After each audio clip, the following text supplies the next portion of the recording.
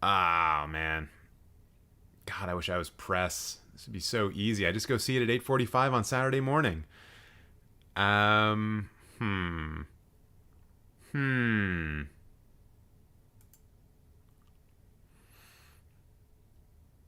I don't know. I don't know. Working Class Goes to Hell? What is this? It's from Serbia. Hey, it's a Serbian film. A small town labor union turns to the dark arts for empowerment against the corrupt forces in their community in a timely and disturbing socio horror satire. I have to go see this. I have to go see this film. Yeah, no, I mean Working Class Goes to Hell. Yeah, Goes to Hell. Reason: labor, unions, and horror. Sleep. South Korean horror. Riddle of Fire. Dreamy cult film. So now that I've done that, are there any from here that I want to take out?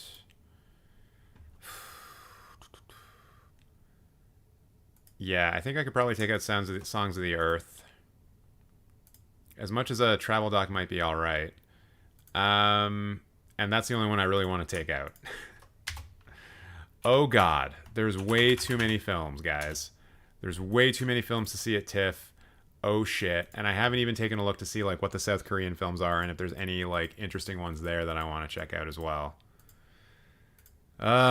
Should I even do it? Yeah, of course I'm going to do it. Of course I'm going to do it. We got to do it. So let's take out that filter. Do they do a specific South Korean one? No, it's going to be Asian cultures, I guess. But we should be able to tell by the director's name fairly easily, like A Normal Family. Oh, that's gala presentation. Shit. Gotta get these filters back on. I'm an idiot. I'm dumb. Luminaries. We already did Midnight Madness. Platform. Special. Wavelengths. TIFF New Wave. Classics. I mean, I don't think there's any South Korean films in the classics. So that should be fine. Yeah, let's do that. Who are you lying to, TJ? Just say you're going to watch 50 films and don't stress about it. Okay, if I do 50 films, you know that's like $1,000, right? That's $1,000 that I'm spending on tickets if I go see 50 films. And I've done 40 in a day. I've spent $800 on TIFF before. And like, it's not fun. It's not fun having to see on average 4 films a day. Like, I'm not doing that. And also, like, one of the reasons why I'm building up kind of like this fairly substantial list of backups is because the schedule might not allow me to see all of these. Which actually leads me to an interesting question. Like, between these, the discoveries and the no-brainers, what gets prioritized, right? Like, do I make sure that I absolutely can see all 10 of these before I start worrying about these? Maybe. But that's going to be an interesting question that I'm going to have to figure out for myself. Because I do really want to make sure that I see these films, because I'm pretty sure I may not have a chance to ever do that again. For these films, I definitely will be able to see them at some point in the future. Whether or not it's in a theater, I don't know. But these I'm much more confident about that I'll be able to actually see them in a theater. These ones less so, but they're just cool. $1,000 in films is nothing for the cinephile supreme. Oh, JK, that's insane. Yeah, okay, and that's assuming $20 a ticket, right? That's the absolute lowest that the tickets could be for it to be $1,000, not including like tax and a whole bunch of other shit. Like, TIFF gets expensive when you go hard, which is why I'm trying to keep it to like 20, because that's like $400 to $500. It's still a lot, but it's not unmanageable. 1,000 to 1,200 is a lot. So, yeah. But anyways, South Korean films. And I'm mostly just looking at last names to figure it out. What? Did they put all the South Korean films in galas? No way. No way they did that. There's no chance. There's no way they did that, right? Right? That would be stupid. That would be incredibly stupid on their part. Yeah, I know these two are shit. All right, let's look at everything. Fuck it. So we got a normal family. That's in Gala. We're not watching that because Gala is too expensive. Get out of here.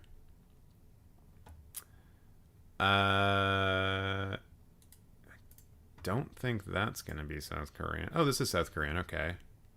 And this is in Discovery. Why the fuck didn't it show up? God damn it.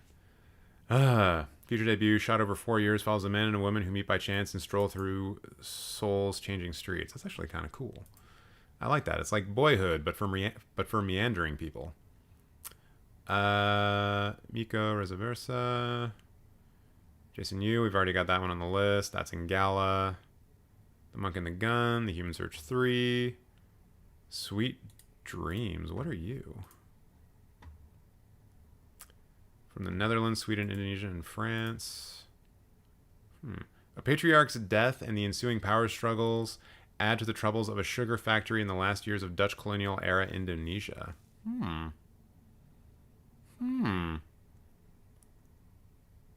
Interesting. Plus all the popcorn. That's like another mortgage right there. Yeah, okay. When I go see movies at TIFF, I don't buy popcorn. That's just a thing. Because usually, like... Actually, I guess at the theaters they use now, for the most part, they all have concessions. So I guess that's not a big deal. I'm used to going to, like, TIFF screenings back in the day, like before the pandemic, when they used to use the Royal Winter Garden Theater, and the Princess of Wales Theater, and like a couple of the big like theatrical theaters in Toronto. They still use the Royal Alexander, but they used to use more of those, and they used to have like their popcorn shipped in from other venues. So it's like, do you really want to spend $10 on popcorn that's like that hasn't been under a heat lamp for a while? Not really.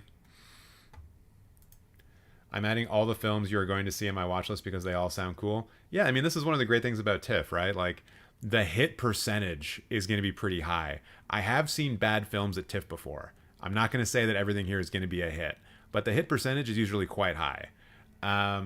So yeah. Do you need to or do you want to? What? There's a working class goes to heaven for the 1970s. Oh, from the 1970s? That's cool. I don't usually get popcorn, but had to for the very special occasion when I went to see Barbie. Oh, hell yeah. That's a total... Yes, you do need popcorn for that. This sounds actually kind of good, honestly. Sweet Dreams. Power Struggles. I might add that in. It's not a Korean film, but hey, why not? Power Struggles. 14th film in the backups. We still haven't even decided the ranking of these yet.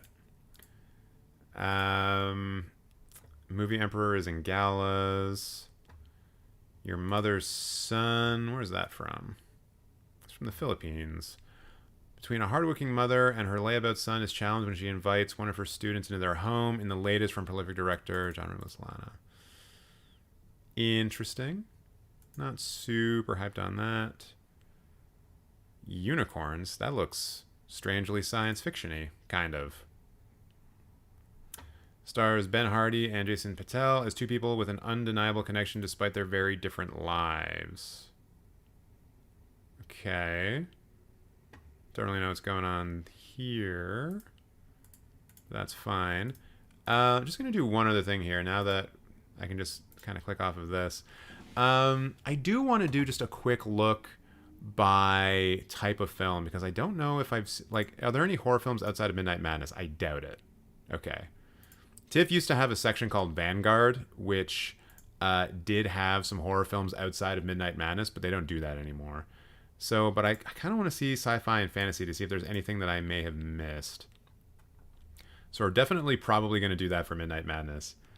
This is another, I think, Korean film that was in Galas that didn't show up for like under Asian stories. It's so stupid the way that this works. Dream Scenario. Oh, this one. Shit. I forgot about this one entirely. Yeah, so Nicolas Cage has a film in the festival called Dream Scenario. The satirical swipe at celebrity and groupthink from writer-director Christopher Borgli and co-producer Ari Aster. You all know who Ari Aster is. Stars Nicolas Cage as an inconspicuous academic who is thrust into the limelight after he starts inexplicably appearing in people's dreams. That could be fun.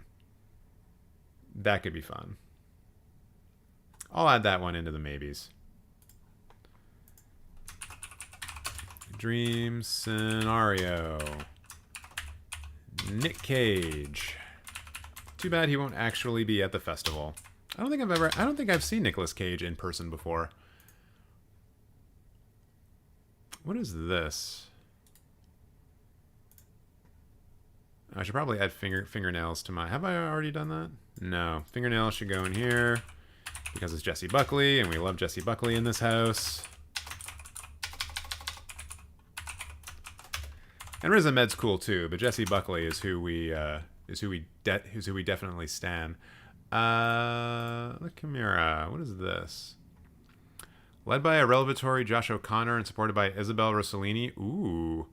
Is a dreamlike romp through Italy's archaeological and cinematic past? Huh? That screams to me. That's a film that will definitely show at TIFF after the festival. Like it's just too perfect. So I think I can avoid that one. Not avoid, but I think I can leave that one to the side. You know, wasn't there like a guy who appeared in everyone's dreams? Like, I'm serious. Just look up on Google the guy who's in everyone's dreams, but I don't think the film is based on this. Oh, interesting. I'll also be going in a bit to go to the movie theater to buy tickets to see Coraline on the 29th. Why do you have to go to the theater to do that? Can't you buy them online? This film I'm also intrigued by. Just because it has Léa Seydoux in it, or Seydoux in it. And like, is it really TIFF if you don't see a film with Léa Seydoux in it? You like in person? Fair enough. All right. Last one I'm putting in the maybes. How do I spell her name? Seydoux? That's not right. That's not right at all. I wasn't actually that far off. Oh, D-O-U-X. Two lays. Because it's French. Heyo. Jessie Buckley. Léa Seydoux. All right. So if I went to see all of these films, that's 37. So now I'm going to try to put these in like order from top to bottom, which ones I want to see the most, which is going to be difficult to do. So we're going to start with discoveries. I am going to throw, I think I'm probably going to have all the Canadian films just right up top because I just want to see Canadian films. And I feel like these are all going to be very good. So I'm going to give myself a little bit of space here.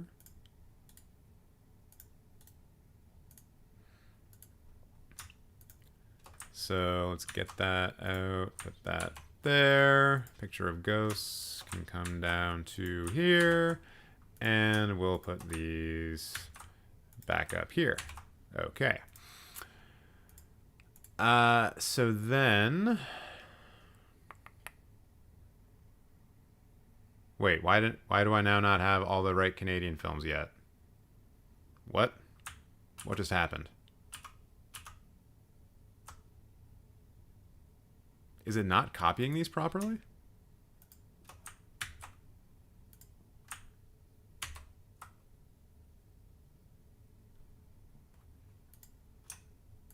Or did I do a mistake? I might have made a mistake.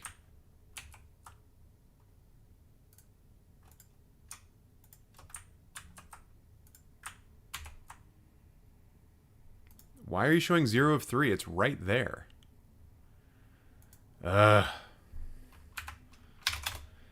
Okay, that was the problem. Just some stuff, just some Excel stuff, some Google Sheets stuff. Okay, so there's the 3 Canadian films, 1, 2, 3. And then I think inside the Yellow Cocoon Shell, since that one got the camera door at Cannes, that's going to go number 4.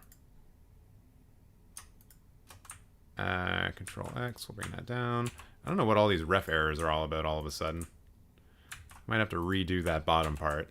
Yay, Google Sheets. So awesome and fun all the time. What is the ref error? What? Count if. Oh, because it's now counting itself. Jeez. Okay. Okay. I see what I have to do. I see what I have to do here. And I don't like doing it, but I'm gonna. There. Jesus. And then if we just spread that across, we should be fine. D 4 to 13 should be. Oh, god damn it. I should have made. I don't know if I could have fixed that actually. Are Poor Things and Challengers being premiered at TIFF? No, I didn't see Poor Things anywhere today, so I guess it's not doing TIFF. Is it doing Venice? I can't remember or not. Does anyone remember? I literally just realized Blue Beetle is George Lopez's second film in the superhero genre. His first being Shark Boy and Lava Girl. I mean, is that a superhero film? Is it? Is it really? I don't know. I don't know about that. Okay, so Poor Things is doing Venice.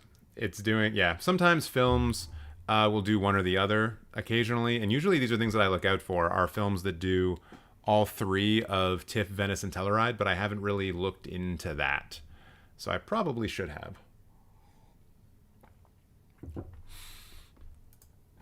Okay. So anyways, back to this. So then I really want to see this Death as a Whistleblower film, so I think that's going to go next. What? Oh, damn it. Death of a Whistleblower. Yep. This must be like the most exciting live stream I've ever done, eh, guys? Just doing Excel stuff. Just hanging out, doing Excel stuff on a Friday. And if you disagree with how I'm organizing this, if you think other films should be higher up, please say so. Picture of Ghosts. I think El Rapato should probably go next. And actually, I think Sierra as well.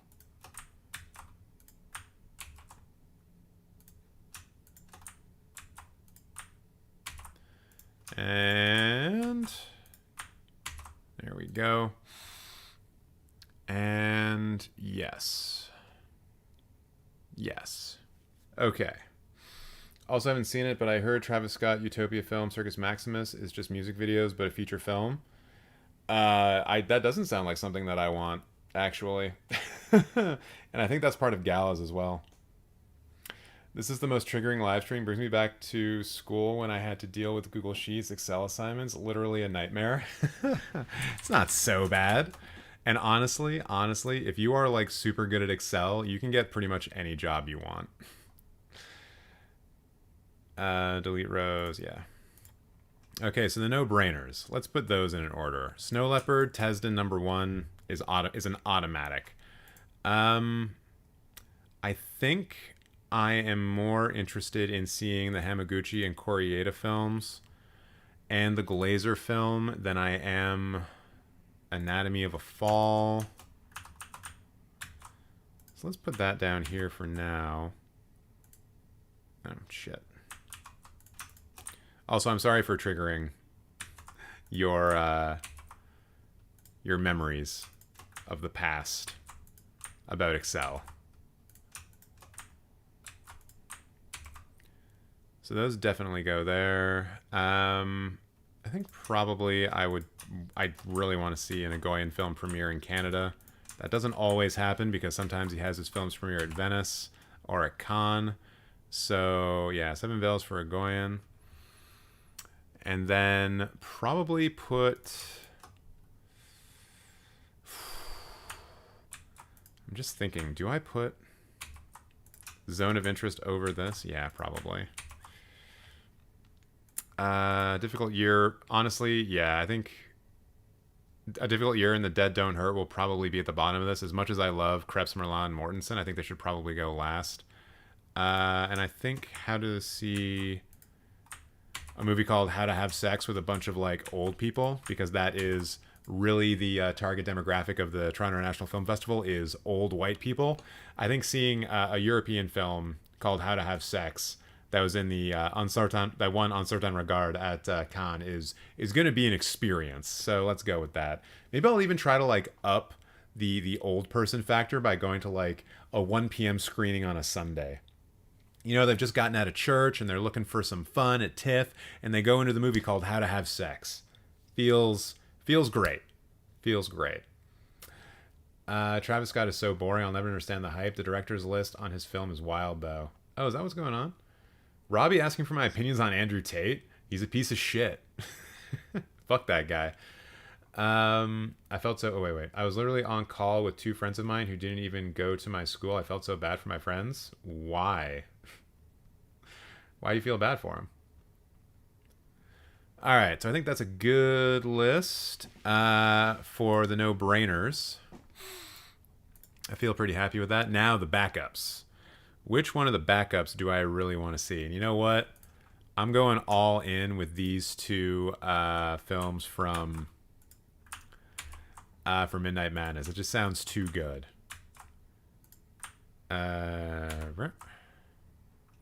Wait, did I just... Okay, yeah.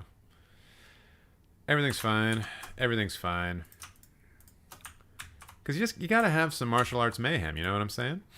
And I think those will be able to slot in fairly easily, being in the first weekend of Midnight Madness. I think Robot Dogs is gonna maybe drop out of this entirely. Although I may still go see it. And then what else would here? Perfect Days, Wenders, Morris. The Contestant sounds fascinating, so I think I want to go check that out. Working Class Goes to Hell. Actually, no. Jesse Buckley. We got to go see the Jesse Buckley film, everyone. Seagrass. I think I'd probably drop down here for now. Don't have a lot of sci-fi films, so let's put The Beast up there. And then probably...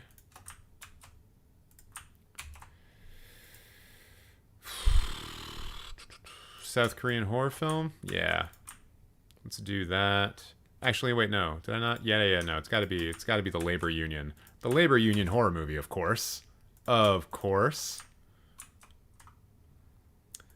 And then the South Korean horror film Sleep. Probably then... let's get this one down here. Dream Scenario with... Oh, shit. Dream Scenario with Nick Cage. And then Upon Open Sky, Sweet Dreams. Probably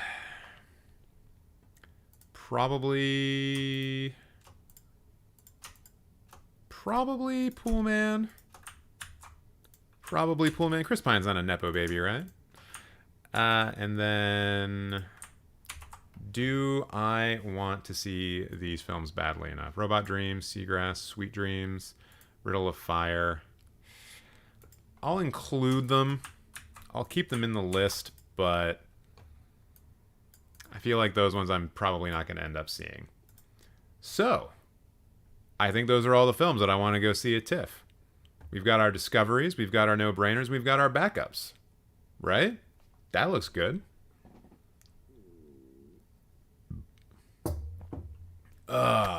Is Poor Things on TIFF? No, it is not.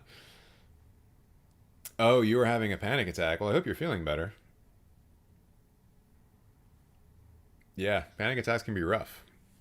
I've experienced a couple in my day. They are no fun. Okay. TJ, what's a good foreign film or film directed by a woman I should watch? I mean, if you haven't seen Portrait of a Lady on Fire, that one. It checks both boxes. God. Oh, man. Shit. You've stun-locked me because there's so many. You check out The Fur Critic is fine. For Critic's doing good. I had to upgrade his cone though because he found a way to lick the part of his belly that he wasn't supposed to lick with the old cone. So now he's onto a bigger cone, and he's sleeping soundly with that new cone. Titan, that's another good example. Raw, also by the same director. But so far we've only talked about French films. What about a film by Lucretia Martel? I'm always hesitant to recommend films that I haven't seen.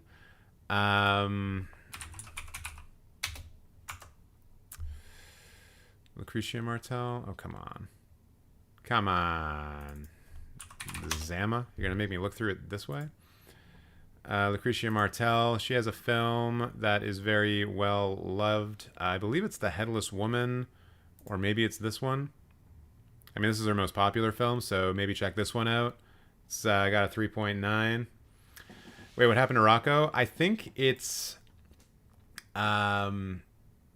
I mean, this is a longer conversation, but basically he's been like over grooming his like lower stomach a lot, and it's always been like a little bit red and not getting infected, but it doesn't look great, and he's been over grooming it to the point where like the hair's kind of not growing there anymore either.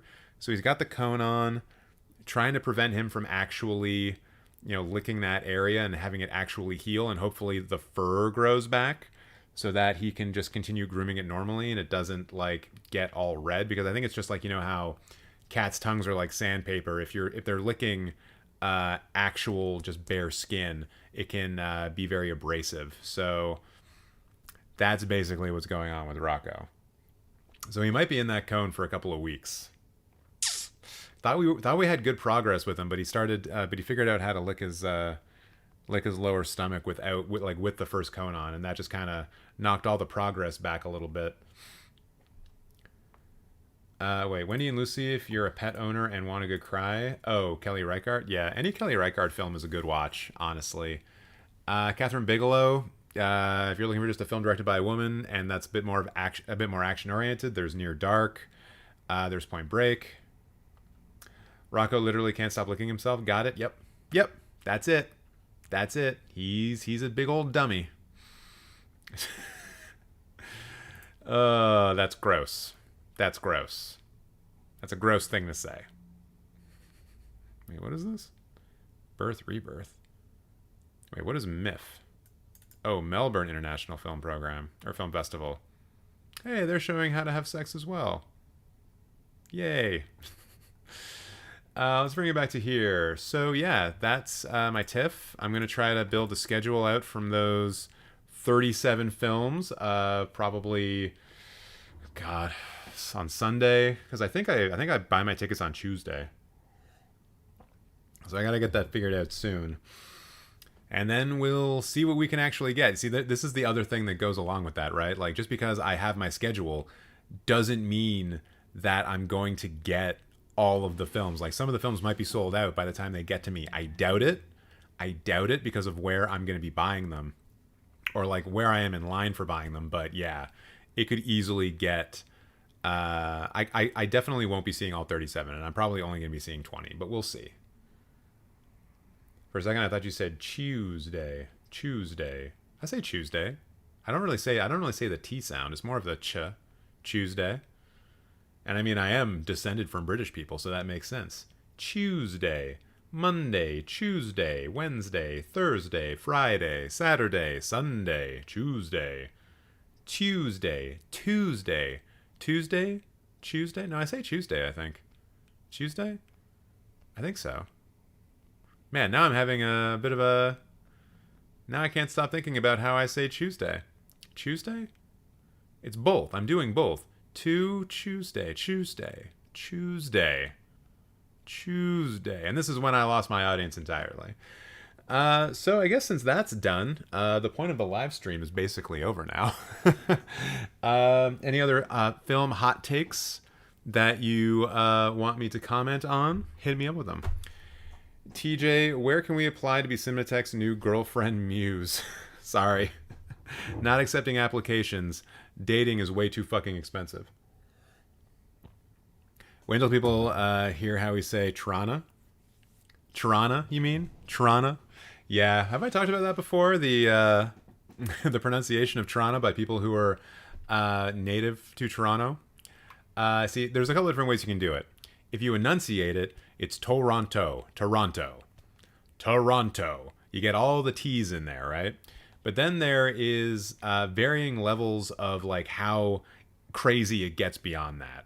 So there's the like all the way down at the bottom of the barrel where basically you lose all the T's except the first one, and most of the O's turn into U's, so it becomes Trana, Trana, Trana.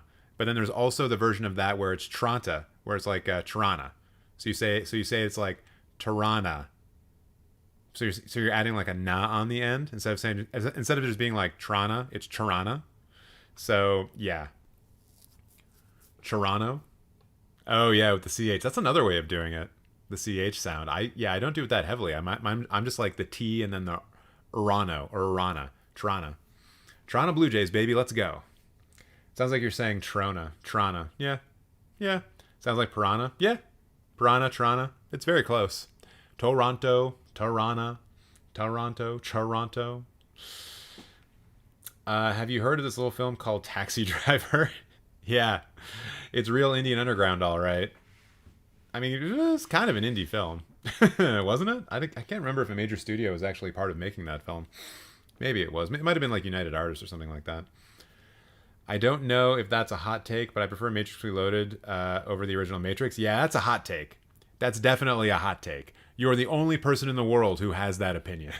The original Matrix is like a generational film that perfectly encompasses shifting cultures and is also just a badass action film. Like, Reloaded is just them trying to do that again, and it kind of fails because it's overblown and bloated, and the CGI wasn't good enough, and they relied too much on the CGI. I never noticed it until the Raptors won the championship, and Chuck was talking about the pronunciation with Shaq and the others. Oh yeah, I've noticed it for a little while. Besides TIFF, what other festivals have you attended in the past? Just local festivals to Toronto, or Tirana, depending on how you want to pronounce it. I've been to Blood in the Snow, which is a pretty independent horror festival, and then there was also the Toronto After Dark Festival, which is another horror festival that used to be like much bigger and kind of just got all the big films from Fantasia from Montreal in, and they actually used to be like really big. Like they used to sell out a couple of screenings at the big Cineplex in downtown all the time. And now I think they've switched over to like a mostly digital presentation, which is too bad, honestly. Five Nights of Horror. I'm just looking at this here. Boop. Five Nights of New Horror, sci-fi, and action movies. Oh, they're doing it at Scotiabank this year. That's good. I don't think they've announced like what films are playing yet, because I think they kind of have to wait to see like what films are doing Midnight Madness at TIFF, and then they're going about it. But this was digital only for a little while. I guess that was because of the pandemic, but this is good. And also, it used to be like a week long, but now, or it used to be 10 days long, but now it looks like it's only 5 days, which probably means they're doing what? Thursday, Friday, Saturday, Sunday? Wednesday, Thursday, Friday, Saturday, Sunday? That kind of makes sense. Also, Nowhere, the Greg Araki film, is getting a restoration. I'm excited because I love Greg Araki, even though I've only seen 2 of his films. It seems like Greg Araki's films are getting restored all the time now. Like Doom Generation just had a restoration that came out. Doom Generation, did I say Doom Generation? Doom Generation just got a restoration that just came out. And that was pretty fun to watch. It's on the Criterion channel right now, I believe. And yeah, maybe just more of his stuff. More of his stuff is going to get out there, which is sick. I'm definitely not the only one, but Boyhood from 2014 is a hollow, boring slog of a movie for me.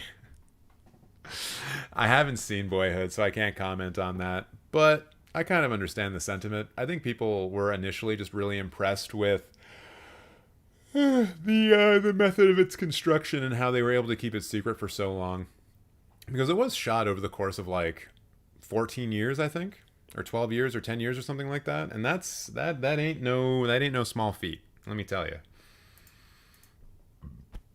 Excuse me. Boyhood is amazing, at least to me, but I also understand if people think it's boring.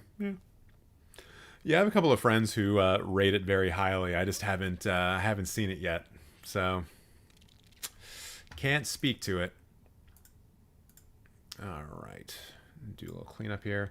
My hot take is that There Will Be Blood is just okay. Wrong. Maybe I just wasn't interested in a 1900s oil man, to be honest, but can't deny Daniel Day-Lewis' performance, though. No, you can't. And also, the other performances in that film are also quite good. And the cinematography is fucking sick. Like, there's some things in that film that I don't even know how they did. I still to this day don't know how they did some of those shots. Because, like, it doesn't make sense with the way that I understand how focal length works. Like, I think there's a shot, I think I've talked about this shot before as well, where, like, you have Daniel Day-Lewis's character, like, pretty much in the foreground, and you have a character, like, way in the background, and they're both in focus. And to have a focal length of, like, 50 or 100 feet, that's tough to do, I think. I think that's kind of hard to do for a lens. Maybe I'm wrong on that, and maybe I just don't know enough about lenses, but I feel like that's hard to pull off. And then the shot tracks in, and it follows Daniel Day-Lewis's character forward as he's slowly getting closer to this guy, and it's all a one shot, so they're not swapping lenses or anything. And both people stay in focus the entire time during the shot. So I guess if the lens had a focal length that long, then they would be able to do that part very easily. I guess I'm just not aware of lenses that have focal lengths that are that big. Maybe I should look into that, and then I will no longer be ignorant. My hot take. Oh yeah, I haven't seen There Will Be Blood, but I have seen so many people talk about it on Film Talk. Yeah, it's great. It's a good one. It's a good one. That and No Country for Old Men is one of the reasons why 2007, I think, is one of the best film years of all time. Those two films were just like an all-time best duel at the Oscars. I don't think we've had a better 1v1 duel at the Oscars in recent memory than There Will Be Blood versus No Country for Old Men. You know, basically, like, really angry men beat people up and kill people. You know, like both films were that, but in different ways, and yet both were about, like, the soul and the fabric of America as well. It was just a wild, like, 1v1. A hot take of mine is The Christmas Chronicles is one of the best Christmas movies. I have not seen that film. Yeah, I mean, I guess my main issue is just the story was boring. Cinematography and acting were all great. Don't forget about the score. I just have a love-hate relationship with PTA films. That's fair. You're not going to love them all. Cool. All right. Well, wait. I think a lot of people actually don't know how to watch movies because they only focus on the service and don't spend much time thinking about the message. Actually, was Fight Club is a great example of this. I mean, that just comes down to literacy, right? And that's true of anything. You know, you need a certain level of literacy in any subject to kind of understand and, like, grapple with it. You would need that in if you want to talk about politics. You would need that if you want to talk about music, about any art, right? And I think a lot of people, not to discredit them too much, because occasionally people who, like, are not particularly literate in a form of art can still have very interesting opinions on things. But yeah, you know, it's just when you commodify an art, people tend to really just focus in, broadly speaking, on how the film makes them feel, right? Like we like the food that we like because it tastes good, you know? And so we typically only talk about films in terms of how they make us feel because that's what they're supposed to do. And yeah, that's just all part of it. But, you know, nothing to say that you can't become more literate about films if you want to. Fight Club is so fantastic, but if I watched it when I was like 8 or 9, I would have idolized Tyler Durden. Yeah, I mean, he just had such great abs. How could you not idolize him when you're 8 or 9? Some people would argue La La Land versus Moonlight is on par with that race, but we all know how you feel about that one. See, with that, I don't think it's as... I don't recall that race being as like... I don't remember the race in those terms. Like, I think going into the Oscars, we all sort of figured that La La Land would do really well, but we were all kind of hoping that Moonlight would do all right. because it was like, the indie, it was the indie film that was getting a lot of attention. But I never saw that as like a 1v1.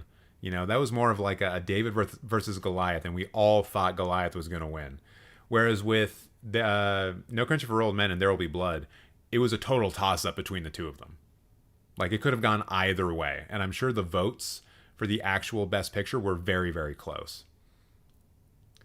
Will you be roasting sometime this weekend, TJ? Not on the weekend, no. Okay, my hot take is Dark City versus Matrix. That's an interesting take. I don't mind that take. Dark City is a very good movie. In terms of the sort of neo-noir aesthetics, I think you'd be hard-pressed to find a better film aside from like Blade Runner or The Matrix itself. Dark City, I think, is a film that a lot of people should see, especially if you're into very good production design and cinematography. And the story's pretty cool, too. I think both are masterpieces, but I have to choose one. It's Moonlight 100%. I mean, I would pick Moonlight for sure. Okay, so I think that's going to be it for me today. Thank you very much, everyone who tuned in and helped me figure out what I'm going to be watching at TIFF. Hopefully you found out about some films today that you are going to try to see at maybe local film festivals or later on when they get released to everyone. So until then, I hope you have a great weekend. Also, just answer this quickly. One has to go. 2001, Eyes Wide Shut or The Shining. Based on films that I am most likely to rewatch, 2001 goes. Because I do rewatch Eyes Wide Shut and The Shining like somewhat regularly. 2001 is more of like a once in a while type thing. In terms of like actual quality, it's probably Eyes Wide Shut. But I hate saying that because I love it so much. Anyways, wild for you to say that with a 2001 poster behind you. I know. It should be an Eyes Wide Shut poster, but yeah. In terms of films that I actually rewatch, Eyes Wide Shut and The Shining, I rewatch them more. Wait, a Letterboxd user got caught cheating because he was logging the same film as his girlfriend's best friend, LMAO. Oh, I thought you were... Fuck. For a split second, I thought you meant they were cheating at Letterboxd. Like, they were like, oh, you didn't actually watch this film. You were just like, you just heard about this film from your best friend's girlfriend or something like that. And so you logged because of that. No. You mean they got cheating because they were both logging the same films because they were Netflixing and chilling together. Oh, wow. Guys, Letterboxd is now officially a social media network. That was the last hurdle that we had to clear, was someone getting caught cheating because of the films that they were logging. We're good now. We are the new Twitter. Nice. All right, and with that, that's a great place to end, I think. I hope everyone has a great weekend. Hope you watch some great movies, and I'll see you on the Tuesday live stream where I hopefully will be able to tell you about the films that I actually got to see or got tickets for at TIFF. So until then, have a good goddamn weekend, and I will see you later.